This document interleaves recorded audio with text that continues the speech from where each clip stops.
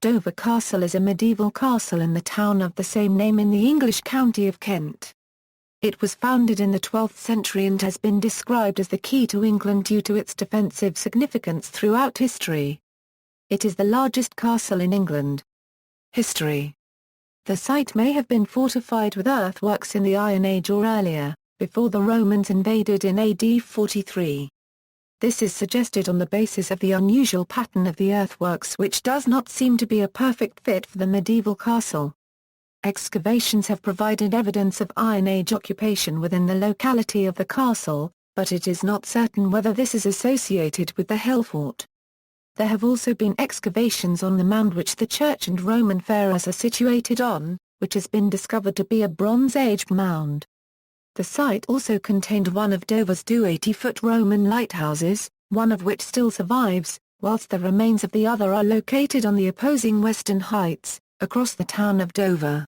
On the site is a classic montrol where the Normans landed after their victorious conquest. Saxon and early Norman. After the Battle of Hastings in October 1066, William the Conqueror and his forces marched to Westminster Abbey for his coronation. They took a roundabout route via Romney, Dover, Canterbury, Surrey and Berkshire. From the Cinque Ports Foundation in 1050, Dover has always been a chief member. It may also have been this that first attracted William's attention, and got Kent the motto of Invicta. In the words of William of Poitiers, this may have been repairs and improvements to an existing Saxon fort or burg, centered on the Saxon church of St. Mary de Castro, although archaeological evidence suggests that it was actually a new motte and bailey design castle built from scratch nearby. In 1088, 8 knights were appointed under tenures to guard Dover Castle. Their names were William d'Albrancis, Fulbald de Dover, William d'Arzic, Geoffrey Peveril, William Mamonet, Robert Duport, Hugh Crevois, and Adam Fitzwilliam. Henry II to early modern times. It was during the reign of Henry II that the castle began to take recognizable shape. The inner and outer baileys and the Great Keep belong to this time. Morris the engineer was responsible for building the keep, one of the last rectangular keeps ever built.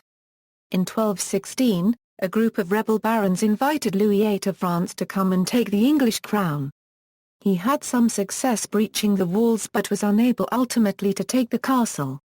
The vulnerable north gate that had been breached in the siege was converted into an underground forward defense complex, and new gates built into the outer curtain wall on the western and eastern sides. During the siege, the English defenders tunneled outwards and attacked the French, thus creating the only counter-tunnel in the world. This can still be seen in the medieval works. By the Tudor age, the defences themselves had been superseded by gunpowder. They were improved by Henry VIII, who made a personal visit, and added to it with the moat bulwark. During the English Civil War it was held for the king but then taken by a parliamentarian trick without a shot being fired in 1642. Napoleonic. Massive rebuilding took place at the end of the 18th century during the Napoleonic Wars. William Twiss, the commanding engineer of the Southern District, as part of his brief to improve the town's defences, completed the remodelling of the outer defences of Dover Castle, adding the huge Horseshoe, Hudson's, East Arrow and East Demi bastions to provide extra gun positions on the eastern side, and constructing the Constable's Bastion for additional protection on the west. Twiss further strengthened the spur at the northern end of the castle, adding a redden, or raised gun platform. By taking the roof off the keep and replacing it with massive brick vaults he was able to mount heavy artillery on the top. Twiss also constructed Cannon's Gateway to link the defences of the castle with those of the town. With Dover becoming a garrison town, there was a need for barracks and storerooms for the additional troops and their equipment. The solution adopted by Twiss and the Royal Engineers was to create a complex of barracks tunnels about 15 metres below the cliff top, and the first troops were accommodated in 1803. At the height of the Napoleonic Wars, the tunnels housed more than 2,000 men and to date are the only underground barracks ever built in Britain. At the end of the Napoleonic Wars, the tunnels were partly converted and used by the Coast Blockade Service to combat smuggling. This was a short-term endeavour though, and in 1827 the headquarters were moved closer to shore. The tunnels then remained abandoned for more than a century. The secret wartime tunnels. The outbreak of the Second World War in 1939 saw the tunnels converted first into an air raid shelter and then later into a military command center and underground hospital. In May 1940, Admiral Sir Bertram Ramsay directed the evacuation of French and British soldiers from Dunkirk, codenamed Operation Dynamo, from his headquarters in the cliff tunnels. A military telephone exchange was installed in 1941 and served the underground headquarters. The switchboards were constantly in use and had to have a new tunnel created alongside it to house the batteries and chargers necessary to keep them functioning. The Navy used the exchange to enable direct communication with vessels, as well as using it to direct air-sea rescue craft to pick up pilots shot down in the Straits of Dover.